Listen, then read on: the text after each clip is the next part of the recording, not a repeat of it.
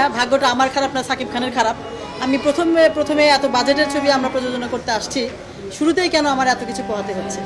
Prince সিনেমাকে নিয়ে নানান জল্পনা কল্পনা, হাজার কোটি টাকার বাজেটের এই ছবি হলে চলছে না, এতেই যেন মাথায় হাত পরিচালকের।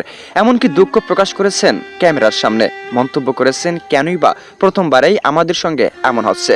এমনকি এর থেকেও করেছেন হাজারো বিস্ফোরক মন্তব্য। এটার দায়ভার কারা নিবে আপনারাই বলেন। এবং এসিজির সমস্যার প্রত্যক্ষদর্শী আমাদের টিমের একজন আছে, উনি কিছু ফ্যামিলি নিয়ে গিয়েছিলেন এবং অসম্ভব বিব্রত হয়ে ওনাকে ফেরত আসতে হয়েছে ওই নন এসি শো দেখার জন্য।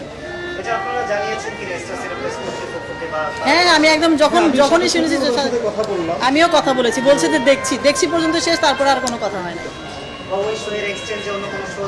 না, আমার কথা হচ্ছে যে ভাইয়া সমস্যা হতে পারে, এটা কিন্তু আমি মানে কর্তৃপক্ষকে বলছি না যেটা ওনারা ভুল বলছেন, সমস্যা হতে পারে। কিন্তু আমার কথা হচ্ছে যেখানে 3টা ছবি শো চলছে সেখানে একটা শো কমিয়ে দেয়, আমারটা দেন, সেটা কি করা উচিত কিনা? একটা মানুষ মানে কিভাবে ক্ষতিগ্রস্ত হচ্ছে আমরা ওনারা দেখছেন জানছেন, তারপর ওনারা নির্বিকার, এটা কেন আমি সহ্য করব? এটা কেন আমার মেনে নিতে হবে? আমি আবারও বলছি, আমি অত্যন্ত বিনয়ের সাথে বলছি যে আমি শুরু থেকে এখনো পর্যন্ত পজিটিভলি ওনাদের ব্যাপারে আমার কোনো আক্ষেপ ছিল না, কোনো রকম কোনো দোষ ছিল না, বিকজ ভেবেছি যে হয়তো আমারই দোষ। তারপরেও আমার কথা হচ্ছে অনেকেই বলছেন যে সিন্ডিকেটের শিকার, অনেকে অনেকভাবে অনেক ধরনের কথা বলছেন। তো সিন্ডিকেট যদি হয় সেটা কি আমার জন্য সিন্ডিকেট? আমি কেন সেটা সহ্য করবো?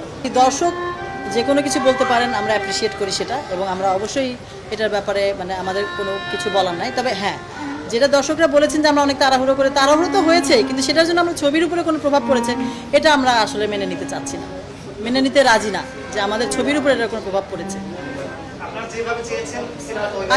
আমরা সেভাবে সিনেমাটাকে অ্যাকচুয়ালি রিলিজ দিতে পেরেছি। আর যেটা মানে আমরা যেটা বলবো সেটা হচ্ছে যে ধরেন শেষের দিকে এসে যে ডিসিপি প্রবলেম বা নানান ধরনের নানান সমস্যার কথা বলছিলেন, ওটা কিন্তু আমরা নানানভাবেই চেষ্টা করেছি, শুধু একটি জায়গা থেকে না। কলকাতা জানেন তো যে আমাদের এটা কলকাতা থেকে এসেছে, বলার সাথে সাথে ওখান থেকে আমরা আনতে পারি না। তারপরে বাংলাদেশে যত রকম ডিসিপি যারা করে প্রত্যেকের মাধ্যমে আমরা করে এখানে জমা দিয়েছি।